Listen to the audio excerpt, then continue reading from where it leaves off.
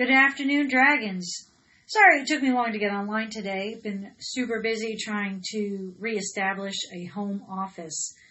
You guys might know that I was upstairs before, but I was close to the baby's room and that wasn't working out. So we had to essentially rearrange the whole house so that I could get a room to work in. But it's all good now. I'm almost finished up with that and I am ready to do some math with you. So I was looking over day 4. They have some videos already for you on YouTube about dividing fractions and long division. I have not looked at these. What I do know is when we did dividing fractions, we had 4 methods. And I have some notes for you that we'll work on as some weekend homework. But we had a visual model of fraction division, but our favorite was common denominator. So we'll go over these notes this weekend. But I can use these strategies today as I work on creating the answer key with you. I looked over their idea of long division. In long division, we did the mnemonic device, devious monkeys swipe bananas repeatedly. They're doing partial products. And some of you might have learned that in elementary school as the big 7. This customarily is not used in 6th grade. This is actually 5th grade strategy. 6th grade uses the standard algorithm, which is what we've been practicing all year. So I just didn't want any confusion about that. I'm going to dive right in, work on the answer key with you. I've got a calculator, but it doesn't do fractions, so I'm not sure how useful that's going to be. I have not found my other calculators yet. I still have about 4 bins to open from the classroom. So I'm just going to do the best I can. And if you find an error, you can let me know during our Zoom meeting. Bring some more light over here for you so you can see the paper. Okay, so I'm going to go with the common denominator strategy where we divide straight across after creating common denominators. So 2/3, I want to change 2/3 into 4/6. 3 times 2 got me 6. 2 times 2 gives me 4. I'm going to divide by 3/6. Now, I'm going to work this one all the way out. That would be 4 divided by 3 over 6 divided by 6, which is 4/3 over 1, which is 4/3, which is really 1 1/3.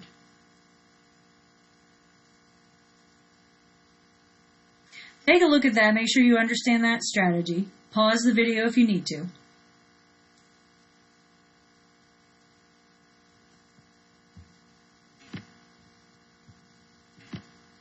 Now, on the next few, I'm going to work a little faster. I might shortcut these last few steps here.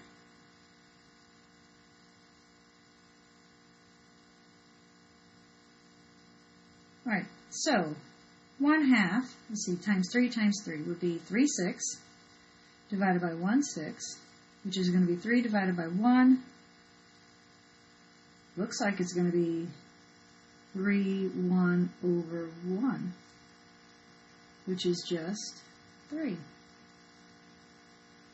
That makes sense. 1/6 would fit into 1/2 3 times. Yeah, that seems reasonable. All right, 2 over 2 is equal to 1, so it's just got to be 6 over 6. We're going to go with 6 over 6 divided by 5 over 6, which is going to give me 6/5 over 1, which is 1 1/5. Okay, neither one of these are like. I'm going to go with 12 as my common denominator here. So that would be times 3 on the bottom times 3 on the top, times 2 on the bottom times 2 on the top. So I'm going to end up with 3/2 over 1, which is really 1 1/2. I'm going to go with 12 again. That would be times 3 on the bottom, so times 3 on the top, times 2 on the bottom, times 2 on the top. They are equivalent. Yeah, it's 1/2 divided by 1/2. You'll see here that this is 6 over 6 over 1, which is really just 1 over 1, which is just 1. 1/2 divided by 1/2 is 1. These are both equivalent to 1/2. 7/4 divided by 3/2. I'm going to make this one be a 4. So times 2 times 2. That's going to be 7/6 over 1. 7/6 is 1 1/6. Okay. We're going to go with 10 as our common denominator on the next one. I'm I'm finding these fractions very user-friendly, and I'm grateful for that. Times 2 times 2, let's see, we're going to do 16 tenths. That's an equivalent fraction divided by 4 tenths. 16 divided by 4 is 4, 10 divided by 10 is 1, 4 divided by 1 is 4.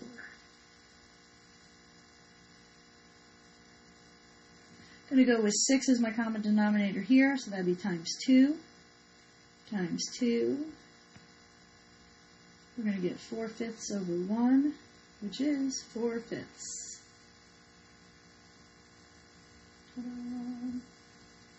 We're going to go with 8 as our common denominator here. 5/8 remains the same. We're going to divide by, let's see, times 2, 6/8. Just going to give us 5/6 over 1, which is just going to give us 5/6.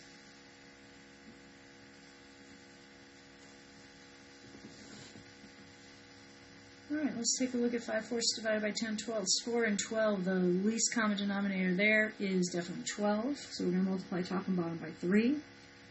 15/12 divided by 10/12 is 15 over 10 over 1. That's going to be 1 5/10 or 1 1/2.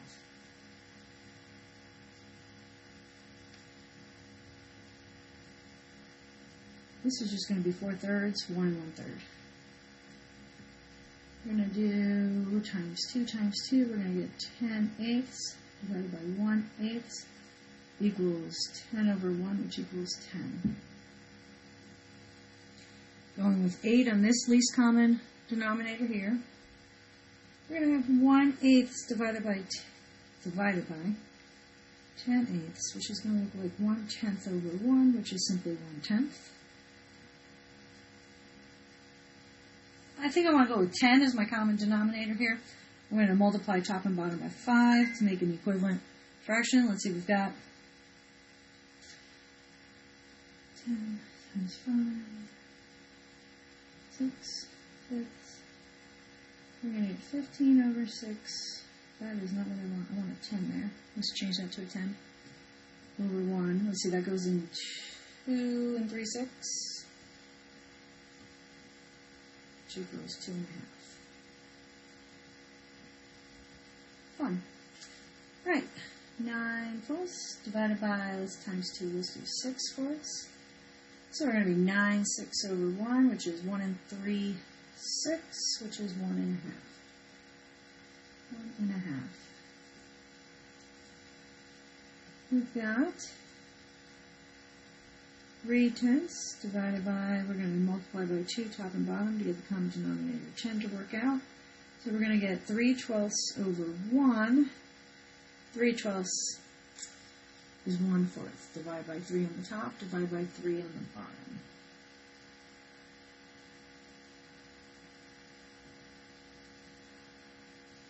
Alright, we're going to go with 12/8 as our equivalent fraction to get a common denominator of 8 for both of these. So I'm going to have 12 over 2 over 1, and that's going to be 6.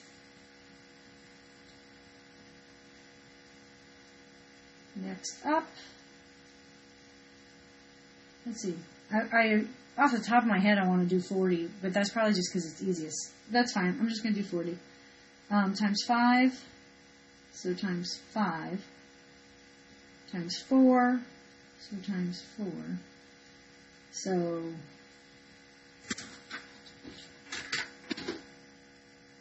what times 4? Let's try that again. How about times 8? Times 8 times 8. Well, it is 4/8 divided by 1. The answer should come out to be 4/8, which is 1/2. Let's see if that's true.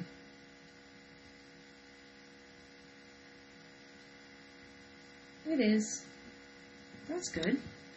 Alright. So there's me working those out with the common denominator strategy. I used common denominators. Happy, happy, joy, joy, happy, happy, joy, joy. Okay. I do want to check this with a calculator before I post it on the official answer key. So I'm going to hunt for a calculator that does fractions. In the meantime, they gave us a lovely next page The strategy, again, that they told you was partial quotient. That is not the 6th grade skill. That is a 5th grade skill. So I'm going to do it the old-fashioned way. Now, this one, I know, is extremely challenging for students. I know. I remember the struggle was real. Just take your time. It's not like you have to turn it in today. I'd rather you do the practice, because this is a very basic human math skill. Your parents learned how to do it. My parents learned how to do it. This is something everybody learns how to do. All right, I'm going to go through one, and then feel free to pause me and come back and see the answer key later. I'm not going to work out all of these in front of you. You don't need me to do it. It's pretty tedious. But do remember that the standard algorithm is divide, multiply, subtract, bring down, repeat. Okay, let's dive into number 1 as an example, and then I'll post the answer key later this afternoon for you. 61 goes into 79 one time. 1 times 61 is 61. Now I subtract. I get 18. I bring down the 3. I have to figure out how many times does 61 go into 183. Well, if I skip count 60, 120, 180, I'm feeling like 3 is a safe bet. So that is 183. I subtract. I bring down. 61 goes into 0 times. 0 times 61 is 0. I subtract. I'm done. Nothing left to bring down. Your answer should be 130. This one, the calculator will be friendly with. Okay, Mr. Calculator, tell us what you know. 7,930 divided by 61. Wow, I didn't like that at all. 7,930 divided by 61. Yep, happy answer. We like when it's right. We put a smiley face when it's right. Okay, now if you still need help on these, I'm happy to help you during our office hours from 2:30 to 3:30 today on Zoom. I'll post this answer key later this afternoon for you. You go ahead and work through this. I'm totally okay if you use your multiplication chart, but please don't use a calculator. I want you to actually practice and flex your brain, not your pointer finger. Okay? All right. Thank you for joining me, and I'll see all of you soon.